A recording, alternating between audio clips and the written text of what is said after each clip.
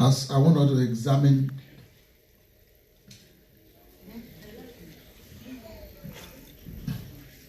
the prayers of Solomon.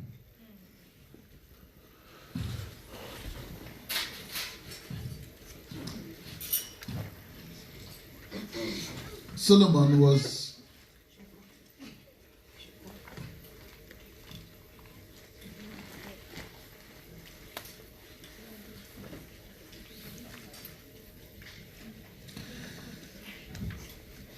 a man after the heart of God, and the woman messed up his life. And one day I want to preach about the fall of the mighty. How are the mighty fallen? And who brought them down? Women. And we have to pray for our women today as well. These are glaring things. You see these things in the scripture. I myself in Mokoni. Mothers, I pray for mothers now. Don't worry.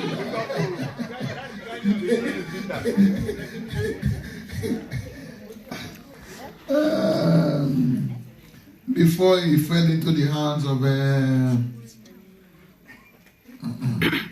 I don't want to call the name again. Let's see chapter 3 verse 1. Let me see. Okay, chapter 2 verse 1. Then chapter 3 verse 1 quickly. Okay, and Solomon determined to build a temple. Chapter 2 verse 1. Oh, sorry, 2 Chronicles. I thought you know where it is. 2 Chronicles chapter 2. After the encounter with Solomon, God had an encounter with him. Then Solomon made that determination to build a temple for the name of the Lord. Before he would build what? A royal house for himself. So Solomon selected 70,000 men to bear burdens, just to carry load. 70,000. 80,000 to do what? To quarry stones. You know how to quarry stones? What do? They don't have they use hammer. They'll be breaking the rocks into pieces. Quarry the stones. 80,000 men to do that. And 3,600 to do what? Oversee them. So he did blah, blah, blah, blah. Chapter 3, verse 1 says what? And now Solomon began to build the house of the Lord at Jerusalem. On where? On where? What did you see there? Mount Moriah. Have I told you the story of Mount Moriah? You all know Mount Moriah. Every time, I've said it more than 5 times here, it's the same thing. Where Solomon went to slaughter his son. Mount Moriah was, God said, meet me at a place that I will show you. And after 3 days journey, God gave a revelation of Mount Moriah to Abraham. Why he wanted to slaughter, the Muslim will say Ishmael, but the Christian will say, or the Jews will say Isaac. And on that mountain, other things happened there, which I've told you. What other things happened on Mount Moriah? That was there. I said, what other thing? I'm not talking about the Abrahamic experience on Mount Moriah. What other thing happened on Mount Moriah? Just one important thing. One other important thing happened on Mount Moriah. And that is why all Israelites still go there today to go and cry. It's a place where all 3 religions, Islam, they have a dome there on Mount Moriah. They have a mosque there. Because after the Byzantine and all this, when the Jews were driven out of the place, there was Ottoman, Ottoman, the Turkish, all of them, they took over the city. And Mount Moriah now became a place for Muslims. So Jerusalem is the 3rd holy city of Islam. And the point is Mount Moriah. So this Mount Moriah is been a point that all 3 religions have been fighting for up to today. This Mount Moriah is a very, very important religious site. And by the time you get there, by the time you go into the underground, you will see the depth of the foundation and how massive those stones were. Who were those who went there? Who went to the underground? Okay, you were there. Under. You know what you see on the surface is very small, very shallow. But by the time you go under and see, rubbles after rubbles because of the demolitions of all these things.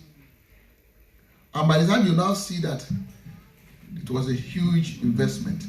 Very huge investment. Another thing that happened on Mount Moriah, if you don't know, let me remind you, and one day I'll ask you again, then you say you don't know, you have never heard about Mount Moriah. When David was told to choose one of the three, and he chose 3 days before God, on the third day, he got a revelation. And the revelation led him to where? Mount Moriah. And on Mount Moriah, he saw an angel. David never see vision. You have never heard that David dreamed or had vision. No. That day, David had vision. He saw the angel of the Lord with a drawn sword. That was a place where David went to Araunah and wanted to buy the land. That place, the man was using for what? For farming then. David said, I want to buy this place and I want to make sacrifice. So the man offered the land to David and offered animal to David to slaughter, to make sacrifice, so that the plague, just like what is happening now, can stop. When we want to stop plagues, we go into sacrifice. Because we want to appease some spirits. All these things you call viruses and bacteria, they are like spirits. And they are being used and manipulated by spirits. That's why when you want to cancer, if they cannot be used, how would those people manipulate and use those things? So they can be manipulated. They can be used as instruments of spiritual warfare to destroy, to pull down. So we find out that David made a choice that day in First Chronicle, probably we'll go there. And then the plague did what? After he made the sacrifice, the plague stopped. But why today is because nations don't agree. We hardly have a Christian nation all over the world any longer. Did you know of any Christian nation that is calling upon the name of the Lord and shouting and screaming and crying now? So it's now becoming an individual issue. So as nations, he went there as the head of the nations then, and they did the sacrifice, and the plague stopped. So anytime God is angry, you don't pray.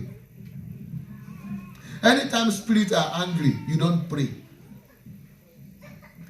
You make atonement. You atone. You sacrifice. Ètùtù. Ó yàtọ̀ sí ogun ní àdúrà. Ètùtù lẹ́bọ. Ètùtù kí ni mo pè?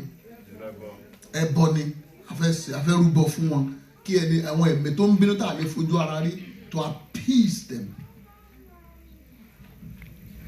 But prayer is something that is more forceful.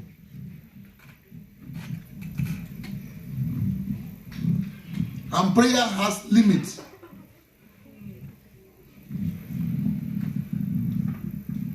Sacrifice, atonement, all these things don't have limitations. Wọ́n ti sọ pé ríru ẹbọ nígbà àìrú ẹbọ kì í gbọ́ mẹ́rin nígbà láì kú là. Ẹni tí ó bá kú ẹbọ tó ń rú ni. It's sacrifice. Sacrifice is very, very important. And then that's why people don't understand the effectiveness of the blood of the Lamb of God, because they don't understand how to use it. We must know the usage of the sacrificial lamb that was given to us on a platter of gold. The sacrifice was made. And how do we apply that now? Do we need to go as nations to make sacrifice?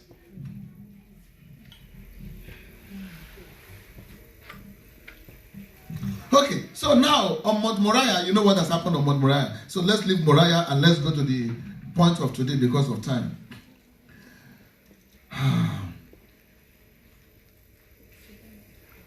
So verse 2 says, and he began to build on the second day of the second month in the 4th year of his reign.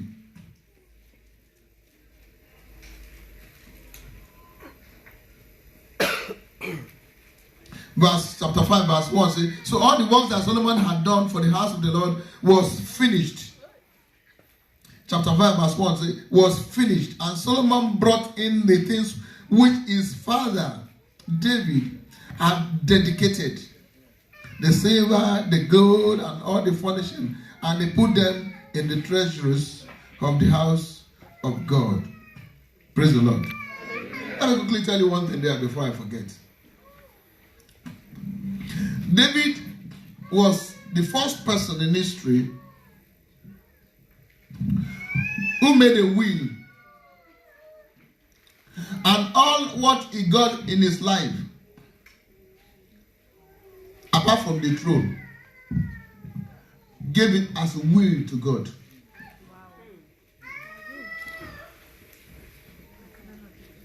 So all what David had, one day I will teach you about this. He called his son. He didn't distribute to any one of them.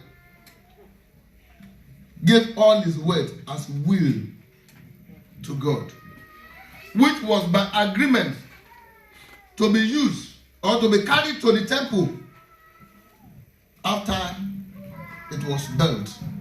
So these are the things that Solomon now brought, because Solomon made provision. David made provision because he was not allowed to build.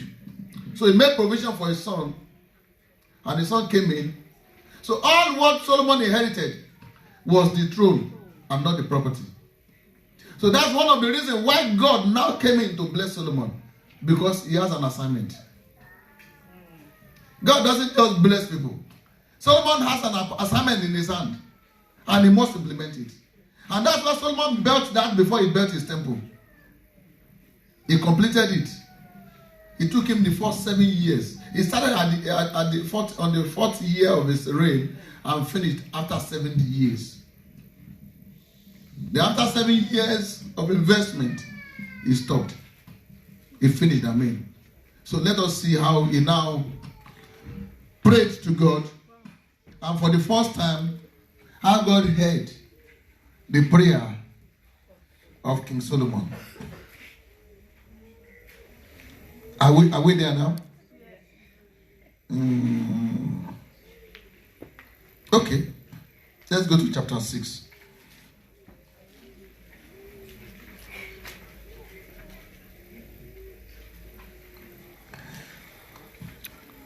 I read verse 13. Sorry, verse 12. Then Solomon, 6:12, stood before the altar of the Lord in the presence of all the assembly of Israel, and spread out his what? His hands.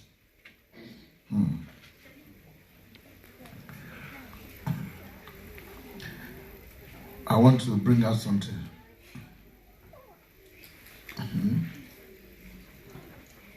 Let's go to verse 24.